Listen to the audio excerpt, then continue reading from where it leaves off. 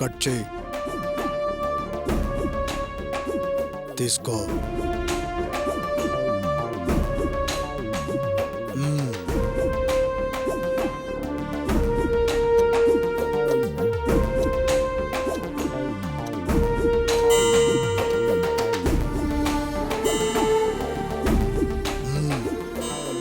ఏంటి ఆలోచిస్తున్నావు? కట్ చేయి.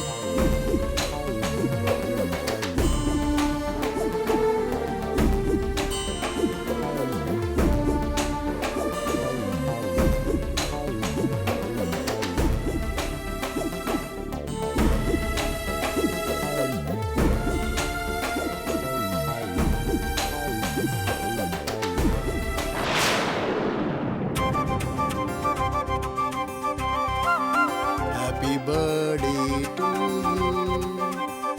Happy birthday to you. Happy birthday to you, Revati. Happy birthday to you.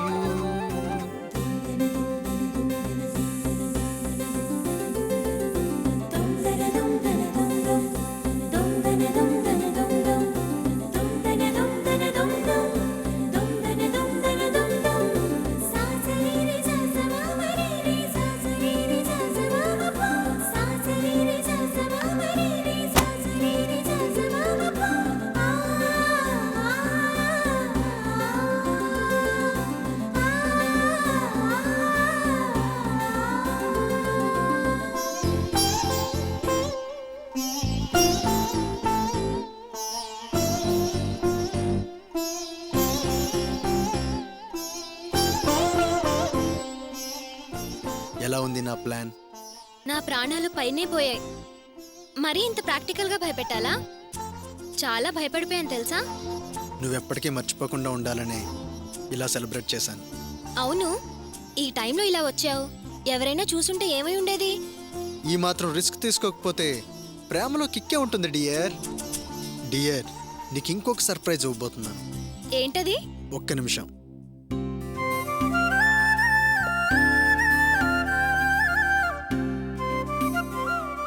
ఏంటో చెప్పుకో చూద్దాం. ఏంటిది?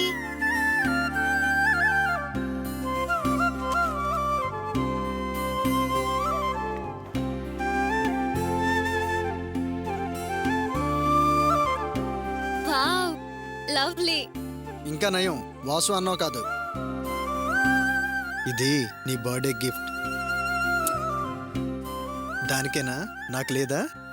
అబ్బా, ఆశ. ఏయ్, అరవకే ప్లీజ్.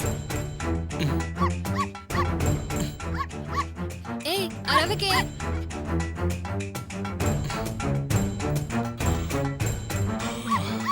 ప్లీజ్ అరవకే.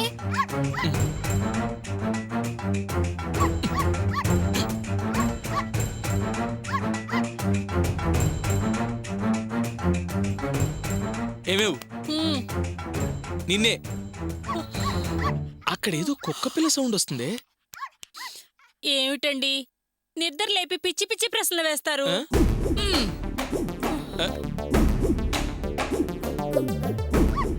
ఈ అరుపు ఎక్కడి నుంచి వస్తుందబ్బా?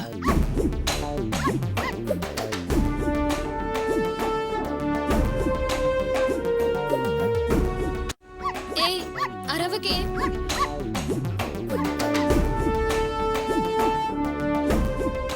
ఎక్కడి నుంచి వస్తుందబ్బా ఈ సౌండ్? అరే, మెయిన్ డోర్ కూడా వేసిందే. అంతా మిస్టరీ లాగా ఉంది. ప్లీజ్.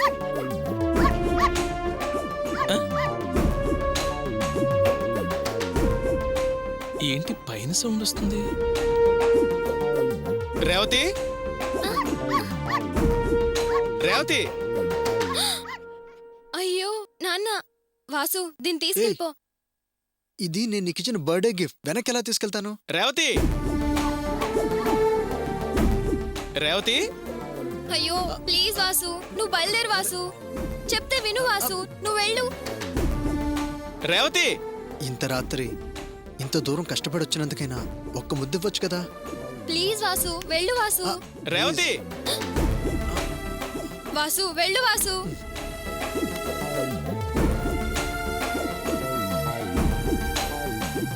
రేవతి, అమ్మా రేవతి,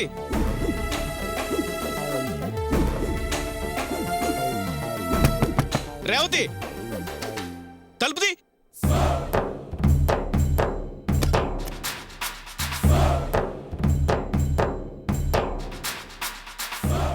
ఏంటమ్మా, లోపలేదో కుక్క పిల్లరు వినిపించిందే. కుక్క పిల్ల సౌండా? నాకేం వినిపించలేదే. ఆ? నీకినిపించలేదా? కింద గదిలో పడుకున్నా నాకినిపించింది. అలాగా, నేను మంచి నిద్రలో ఉన్నాను నాన్న. ఆహా. ఏంటమ్మా ఇది? ఈ టైంలో ఎవరైనా టీవీ ఆన్ చేస్తారా? అదా, నేను సినిమా చూస్తూ చూస్తూ నిద్రపోయాను నాన్న. ఆ. అది అలా ఆన్లో ఉండిపోయింది. ఓహో, అలాగా. నీ దారి నువ్వు నిద్రపోతున్నావు, దాని దారికి అది వాగుతుంది. పడుకునే ముందు ఆఫ్ చేయాలి కదా. ఇప్పుడు గాని నేను రాకపోతే, ఆఫ్ చేయకపోతే కరెంట్ ఎంత నష్టం? బిల్లు ఎవడు కడతాడే? నీ బాబు కడతాడా? అవునన్నా, నా బాబే కడతాడు. ఆ? ఈ వెటకారాలకేం తక్కువ లేదు తల్లి కూతుళ్ళకి. ఆ? అదేంటి, కుక్కపిల్ల సౌండ్ టీవీలోంచి వచ్చిందన్నావు? టీవీ ఆఫ్ చేసినా మళ్ళీ ఆ సౌండ్ ఎక్కడి నుంచి వచ్చిందమ్మా?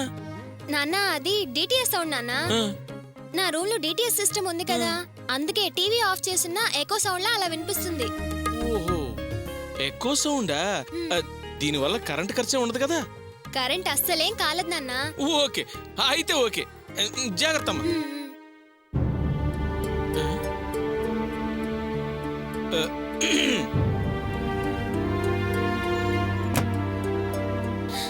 అమ్మయ్యా.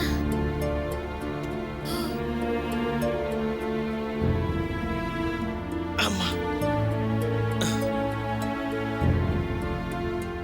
అవును, అది నిజంగా టీవీలో నుంచి వచ్చిన సౌండేనా? అది పవర్ లేకుండా. ఏమీ అర్థం కావట్లేదే. ఏదో తేడా ఉంది. ఆ? ఏదో ఆకారం కదిలిందే. ఏమేవ్, ఒకసారిలే ఒకసారిలే. ఏమిటండి? మన ఇంటికి దొంగ షాడో రూపంలో వచ్చాడే. ఇదిగో ఇప్పుడే ఇట్నుంచి వెళ్ళాడు. మన ఇంటికి ఎందుకు వస్తాడండి? ఎవరూ లేరు, పడుకోండి. ఏమేవ్, ఒక్కసారి లేవే. ఎప్పుడు పడుకునే నిద్రే కదా, ఒకసారి లే. అబ్బా. ఒకవేళ షాడో కిల్లర్ అయితే పట్టిస్తే ప్రభుత్వం మనకు బహుమతి ఇస్తుంది తెలుసా? పనిమాలి నిద్ర లేపి ప్రభుత్వం బహుమతి ఇస్తుంది అంటారేమిటండి? బహుమతి కోసం కాకపోయినా కనీసం నా కోసం రావే. నువ్వు రా చెప్తాను, నువ్వు రా చెప్తాను. అబ్బా, పదండి.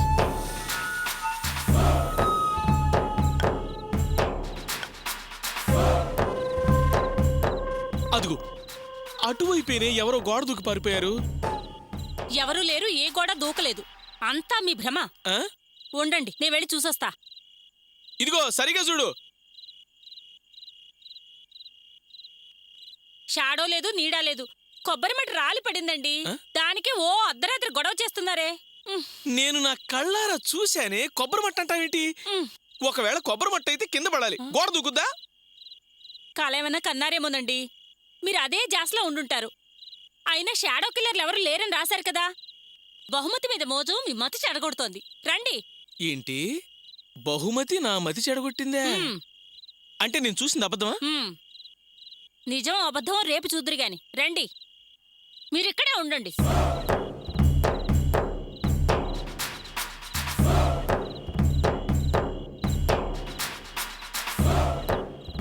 ఏంటబ్బా ఇది? లోపలేమో కుక్కపిల్ల సౌండ్ వినిపించింది. ఏంటమ్మా అంటే ఎక్కువ ఉంది. ఇదేమో ఎవడో గోడ దూకాడు అంటే కొబ్బరి మట్ట ఉంది. ఏదో జరుగుతుంది. నా వెనకాలే నాకు తెలియకుండా ఏదో జరుగుతుంది. వదలన్రే, నేను కనిపెట్టకుండా వదలను.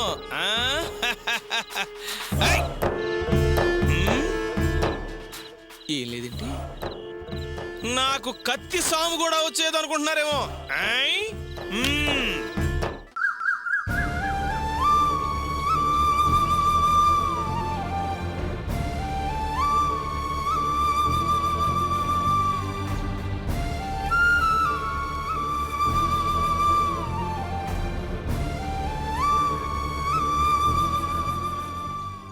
ఏమైందమ్మా? ఎప్పుడు చూసినా ఇలా ఒంటరిగా కూర్చుని ఏడుస్తుంటావు. అసలు నీ సమస్య ఏంటి? ఏమ్మా, వచ్చి 3 రోజులైంది. వచ్చిన దగ్గర నుంచి నేను నిన్ను గమనిస్తూనే ఉన్నాను. వచ్చినప్పుడు నోరు తెరిచావు, యమునా అని 3 ముక్కలు అన్నావు. అంతే, మరో మాట లేదు. అసలు ఏ ఊరు, నీ వాళ్ళు ఎవరన్న విషయం ఏమీ చెప్పలేదు. బస్టాండ్లో మైకంలో పడి ఉన్నావు. దొంగలు నీ దగ్గర నగలు కాజైపోతుండగా పోలీసులు గమనించి వాళ్ళని పట్టుకున్నారు. నిన్ను కాపాడి ఇక్కడికి తీసుకొచ్చి వదిలారు. చూడమ్మా, ఇక్కడున్న వాళ్ళందరికీ తెలుసున్నది ఇదే. ముద్దన్నానికి గుక్కెడి మంచినీళ్ళకి మాత్రమే నోరు తెరుస్తావు. అసలెవరమ్మా నువ్వు? నోరు తెరిచి 4 మాటలు మాట్లాడమ్మా.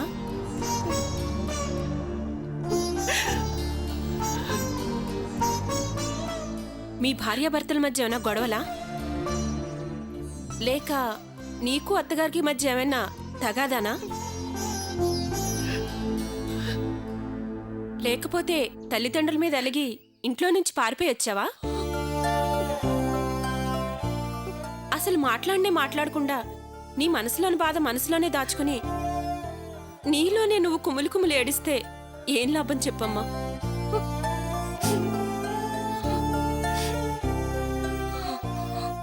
నీ సమస్య ఎవరితోనైనా చెప్తేనే కదా పరిష్కారం దొరికేది. మనసు విప్పి నలుగురితో పంచుకుంటేనే ఆ గుండె బరువు తగ్గుతుందమ్మా. అసలేం జరిగిందో చెప్పమ్మా. ఇక్కడున్న వాళ్ళంతా ఆకాశం నుంచి ఊడిపడ్డవాళ్ళు కాదు. ఏదో కారణంగా ఆదరణ కోల్పోయి ఇక్కడికి చేరిన వాళ్లే. అందరికీ అమ్మా, నాన్న, అక్కలు, తమ్ముళ్ళు, చెల్లెళ్ళు, అత్తయ్యలు, మావయ్యలు, అన్ని బంధాలు అందరికీ ఉన్నాయి. కానీ అన్నీ వదిలేసుకుని వచ్చారంటే వాళ్ళు మనల్నైనా వదిలేయాలి, లేదా మనం వాళ్ళనైనా వదిలేసుకుని ఉండాలి. ఇందులో నువ్వు ఏ కోవకు చెందిందానువో అర్థం కావట్లేదు. నీ ఏడుపు చూస్తుంటే నువ్వే అన్ని బంధాలు తెంచుకుని అందర్నీ వదిలేసి వచ్చిందల్లా కనిపిస్తున్నావు. పేరుకేనమ్మా ఇది అనాథాశ్రమం. మనం ఇక్కడికి చేరాక ఒకరికొకరం తోడుగా ఉండాలి. అప్పుడే మనం ఒకరికొకరం కష్టాలు మర్చిపోగలం. ఏడవకమ్మా, జరిగిందేమిటో చెప్పు. పోనీ పిల్లలేమైనా గుర్తుకొస్తున్నారా? నాకు పిల్లలు లేరు. మరి భర్తను తలుచుకుని ఏడుస్తున్నావా? మరి 3 రోజులుగా ఒంటరిగా ఏడుస్తున్నావు. ఎవరిని తలుచుకుని ఏడుస్తున్నావమ్మా? మా అమ్మని తలుచుకొని ఏడుస్తున్నాను. మీ అమ్మ ఉందిగా.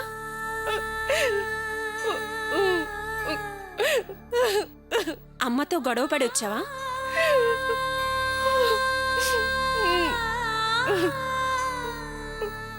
అమ్మ మీదంత ప్రేమ ఉన్నదానివి ఎందుకు గొడవ పడ్డావు? ఎందుకు వదిలేసి వచ్చి ఇప్పుడు ఇలా కుమిలిపోతున్నావు? అమ్మ మీద ప్రేమతోనే వదిలేసి వచ్చాను. అర్థం కావట్లేదమ్మా. నువ్వు చెప్పింది మాత్రం అర్థం కాలేదు, కానీ నీకు తల్లి మీదున్న ప్రేమ మాత్రం అర్థమైంది. ఆమె మీదంత ప్రేమ ఉన్నదానివి ఆమె దగ్గరికే వెళ్ళొచ్చుగా.